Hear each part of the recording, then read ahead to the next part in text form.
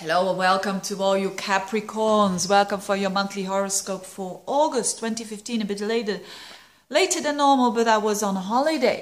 And there's something there that I bought from that holiday here. I went to Las Islas Baleares and it was fantastic. Now, anyways, what about you, Capricorns? What is happening in August? Well, probably you have had some present from someone else. Or you have had money from other people, maybe an inheritance, maybe money that was owed to you, or maybe it wasn't about money, but something material that you've got from someone else.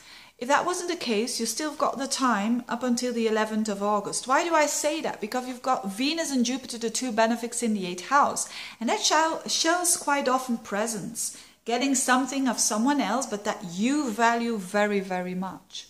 So that's the gift that Venus-Jupiter gives to people who've got this transit in the 8th house, like you. But let's have a look at something more significant and more important, which is Jupiter transiting as from around the 11th to 12th of August into your 9th house. This is fantastic for a Capricorn. Why? Because Capricorns normally, in general, are quite serious people. And with serious, they know who they are. And sometimes they are a bit too hard on themselves. And with Jupiter, the benefic, the expansive planet in the 8th house, it's a bit hidden. Expansion is not really... it is happening, but it's happening on the background. It's happening on a level that is more psychological. So you Capricorns have been digging quite deep, I think, about psychological matters, about transformation, about things that were very, very deep. But now Jupiter shifts into your 9th house, which is way more open, way more optimistic, way more expansive. So you're going to have this transit not only in August, but for a whole year. And this is good for all matters that has to do with the 9th house. So it means publishing, it means traveling, it means learning, teaching yourself or learning, studying, spirituality, meaningfulness, PR, all those things, all those 9th house issues are getting the spot into the spotlight. And this is heart opening as well. For the Capricorns who normally are a bit protective about themselves.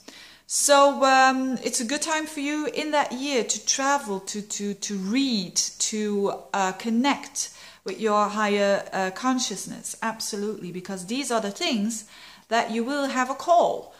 Because if you haven't done already, in my video Jupiter and the North Node in Virgo, it's not only Jupiter that's going to be in there, also as from October the North Node. That's your destiny. So it's like you are being called to expand on those levels, on spirituality, on traveling, on knowledge, on and so on. So it's making the Capricorns more adventurous in general. And that's a good thing. Another thing is that the asteroid Juno, Juno is the asteroid of commitment and seriousness, is also traveling through that 9th house. For the whole month of August, it stays in Virgo, and that's your 9th house.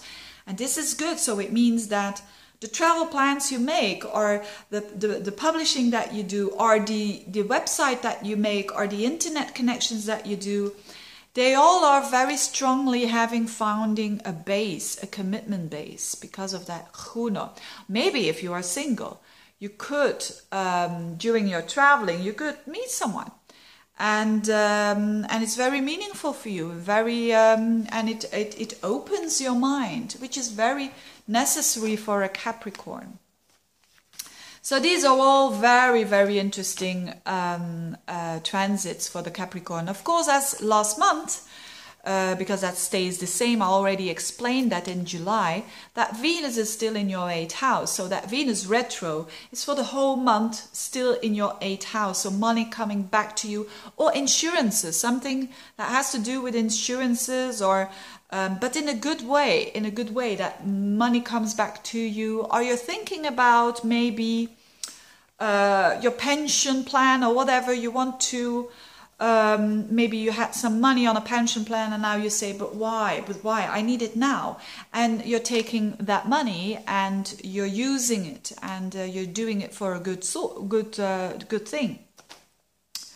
And so on and so on. So Venus in the 8th house going retro is also very good for deepening your relationships on a more intimate level. So on a more level of trust. So it's again, Capricorns usually are not that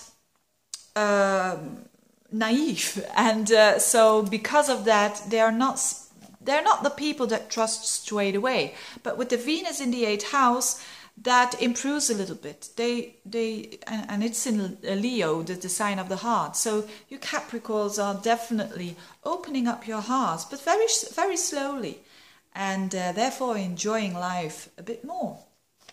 So that's it for you Capricorns. I wish you a very, very good month. Thank you so much for all your support, you dear Capricorns, and see you next month. Bye-bye.